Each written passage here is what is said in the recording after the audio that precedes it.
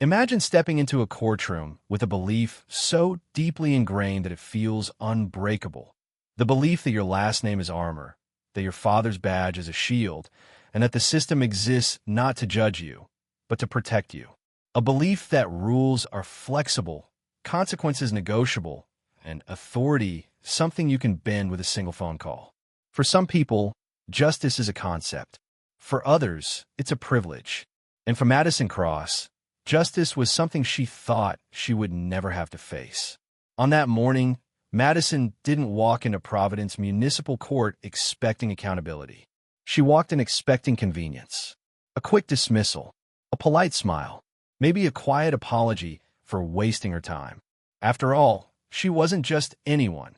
She was the 23-year-old daughter of Providence Police Chief Robert Cross, a name that carried weight in the city, a name that opened doors, a name that made people hesitate before saying no. But what Madison didn't realize was that this courtroom operated under a different rulebook, one written not in influence or intimidation, but in fairness, facts, and unshakable integrity. And presiding over that courtroom was a man who had built his reputation on one simple principle: no one is above the law. What began as a routine traffic violation, reckless driving, excessive speed, failure to yield to an emergency vehicle, would soon unravel into something far more serious. Something raw, something revealing, something that would expose the dangerous arrogance of entitlement colliding head-on with the immovable force of justice. Madison's outburst, captured live on the court's official stream, didn't just surprise the people sitting on those wooden benches that day. It shocked thousands watching online. Within hours, clips spread across social media like wildfire. Viewers weren't just reacting to what she said, they were reacting to what she represented: unchecked privilege, inherited power, and the belief that rules exist for other people. But the real reason this moment went viral wasn't Madison's behavior. It was Judge Frank Caprio's response. Calm, controlled, unyielding. A masterclass in authority without cruelty, strength without ego, and justice without favoritism. Before we show you the exact moment where Madison Cross's confidence crumbled and reality hit, there's a question every viewer must ask themselves. Should family connections in law enforcement protect someone from consequences? Should power excuse recklessness? Should a badge worn by a parent erase the harm caused by a child? If you believe the answer is no, not for politicians, not for celebrities, and certainly not for the children of powerful officials, then this story is for you. Because what you're about to witness isn't just a courtroom confrontation. It's a reminder that respect is not inherited. Authority is not immunity, and justice does not recognize last names. Providence Municipal Court is not a flashy courtroom. It doesn't rely on spectacle. Its marble floors are worn smooth by decades of footsteps. The hopeful, the nervous, the guilty, the desperate. The wooden benches have absorbed whispered prayers, quiet sobs, and the weight of people facing the consequences of their choices. Tall windows let in natural light, illuminating a room where lives change every single day.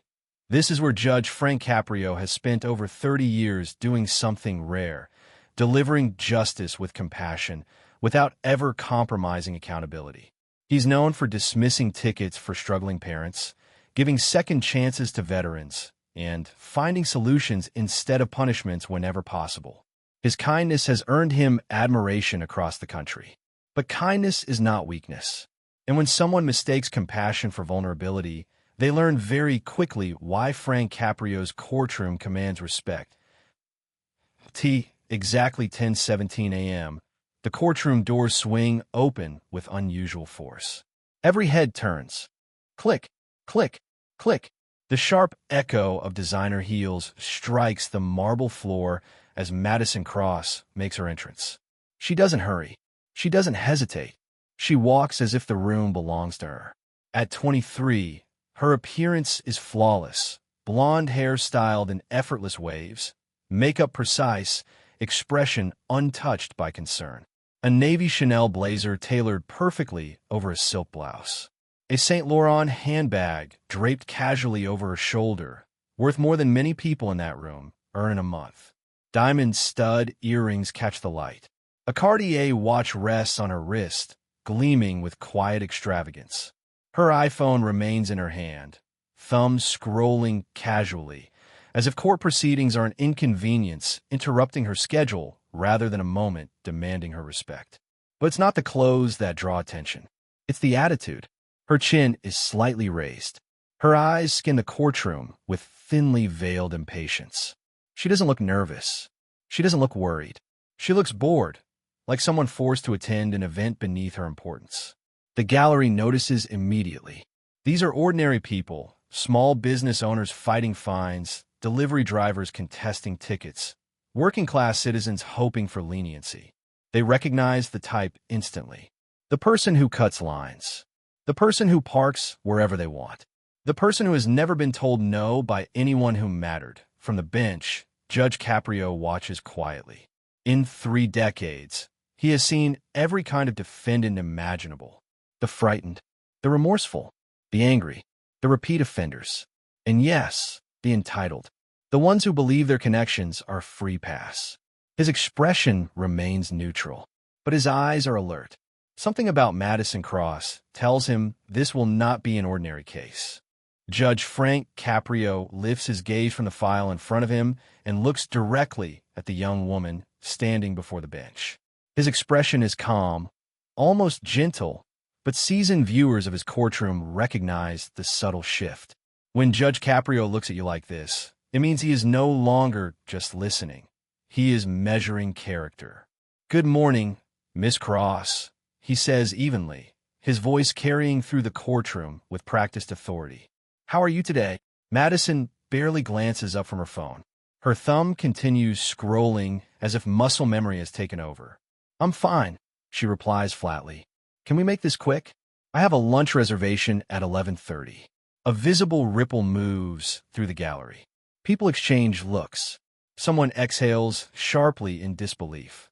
The bailiff raises an eyebrow, slowly turning his head toward the bench. Judge Caprio pauses. Not the kind of pause caused by confusion, the kind that signals restraint. "I see," he says calmly. "Well, let's talk about why you're here today. You're charged with reckless driving, excessive speed, 47 miles per hour in a 25-mile zone, and failure to yield to an emergency vehicle. The incident occurred on Federal Hill at approximately 2:23 p.m. on March 8th. How do you plead?" Madison finally looks up, irritation flashing across her face like a crack in polished glass. "Not guilty," she says quickly. Obviously. Judge Caprio repeats softly. "And on what basis?" She sighs, already annoyed that this is taking longer than she expected. "Because this whole thing is ridiculous. I was barely speeding, and I didn't even see an emergency vehicle. It's completely blown out of proportion." "I haven't heard a plea explanation yet, Miss Cross," Judge Caprio says. "Guilty or not guilty is enough." "I already said not guilty," she snaps. "I mean, my father is Police Chief Robert Cross. He explained that these kinds of misunderstandings happen all the time. Once you realize who I am, I'm sure we can just..." Judge Caprio raises his hand. The gesture is small, but firm enough to stop her mid-sentence. "Miss Cross," he says evenly, "your father's position has no bearing on this case. What matters here is what happened on that road that afternoon." Madison's jaw tightens. "Well, what happened is simple," she says, crossing her arms. "I was driving to meet friends. Traffic was heavy, so yes, I was going a little faster than usual. Then some ambulance came out of nowhere with its sirens blaring. I moved over when I could." End of story. "You moved over when you could?" Judge Caprio asks. "Yes," she replies, her tone sharpening. "I mean, I was wearing heels and driving a BMW. It's not like I can just slam on the brakes and swerve around like I'm in some cheap car." The courtroom reacts instantly. A murmur rises. Someone snorts. Another person shakes their head slowly, stunned. Judge Caprio's expression doesn't change, but something behind his eyes hardens. "Miss Cross," he says carefully, "are you suggesting that your footwear and your choice of vehicle prevented you from yielding to an emergency vehicle?" "I'm saying," she replies with thinly veiled condescension, that sometimes these situations are more complicated than they appear to people who weren't there. The people who weren't there? Judge Caprio repeats. Yes, obviously I was there. He leans forward slightly now. And in your opinion, Miss Cross, who else was there? She exhales sharply. I don't understand why we can't just resolve this quickly. My father always says that reasonable people find reasonable solutions. Your father said that? Judge Caprio asks. Yes, she says confidently. Our family has always served this city. The community respects us. I think this is just a misunderstanding that doesn't need to be turned into a spectacle. Judge Caprio sits back in his chair. Oh, he says quietly, we're going to take our time with this one. All the time we need. That's when Madison's confidence begins to crack. As Judge Caprio requests the evidence file, Madison looks back down at her phone, scrolling through messages. The glow from a screen reflects off her perfectly manicured nails. Miss Cross, Judge Caprio says sharply now, I need your full attention. I am paying attention, she replies defensively. I'm just checking messages. My friends are waiting for me. Put the phone away, he says. Excuse me? Put the phone away, he repeats. This is a courtroom, not a social club. Reluctantly, she slides the phone into her designer bag. Her posture stiffens, arms crossed tighter. One finger taps impatiently against her sleeve. This is honestly ridiculous, she says. I've never even had a parking ticket before. Suddenly I'm being treated like a criminal over nothing. Miss Cross, Judge Caprio interrupts, his voice now edged with warning. Stop right there. The courtroom goes silent. Your family name, your social life, and your opinions do not matter here. What matters is the law and the facts. Do you understand that? Her cheeks flush. Of course I understand. I'm not stupid. I just think some common sense should apply. I mean, look at me. Do I really look like someone who causes problems? The reaction is immediate. A gasp. A whisper. Unbelievable. Judge Caprio's voice lowers, but the authority in it multiplies. Miss Cross, how someone looks has nothing to do with accountability. He turns slightly toward the bailiff. Please bring up the traffic camera footage from Federal Hill and Atwells Avenue. The monitor flickers to life. Timestamp. March 8th, 2:23 p.m. Cars move normally through the intersection until a white BMW convertible tears through the frame at excessive speed. Miss Cross, Judge Caprio says calmly, is this your vehicle? Yes, she replies dismissively. So what? Let's keep watching. An ambulance enters the frame. Lights flashing. Sirens blaring. Other cars immediately begin pulling over. Madison's BMW does not. Instead, it accelerates, cutting off another vehicle trying to clear the lane, forcing the ambulance to brake hard and swerve into oncoming traffic. The courtroom is frozen. Miss Cross, Judge Caprio asks, can you explain what we just witnessed? Her confidence wavers. The camera makes it look worse than it was. Let's view the second angle. The next camera removes all doubt. And then it happens. At 2 hours, 23 minutes, and 45 seconds, Madison's window rolls down and her hand rises. An obscene gesture, directed at an ambulance. The gallery erupts. She flipped off an ambulance, someone whispers. Madison's face drains of color. That's not. I wasn't. That angle is misleading. Judge Caprio pauses the video. Are you claiming this footage is doctored? No.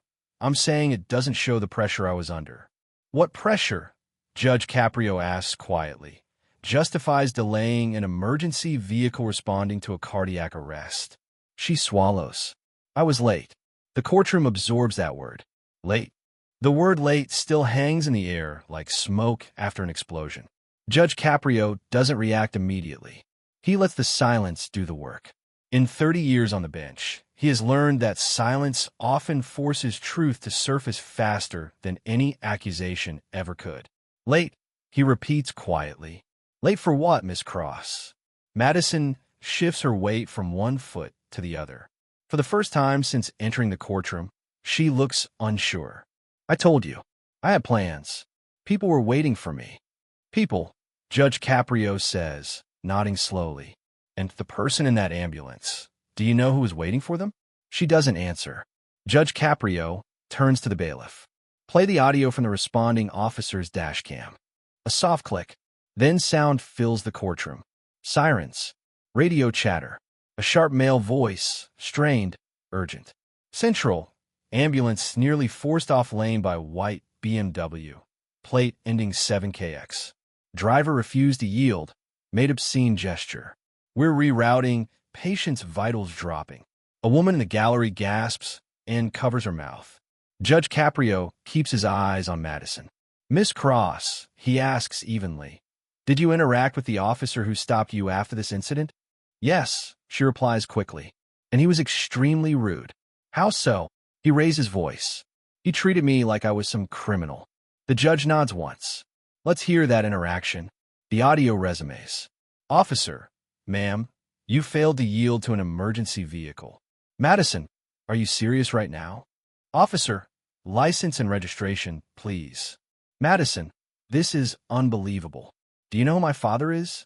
The courtroom reacts instantly. A sharp inhale. Someone mutters, there it is. A reporter in the back scribbles furiously.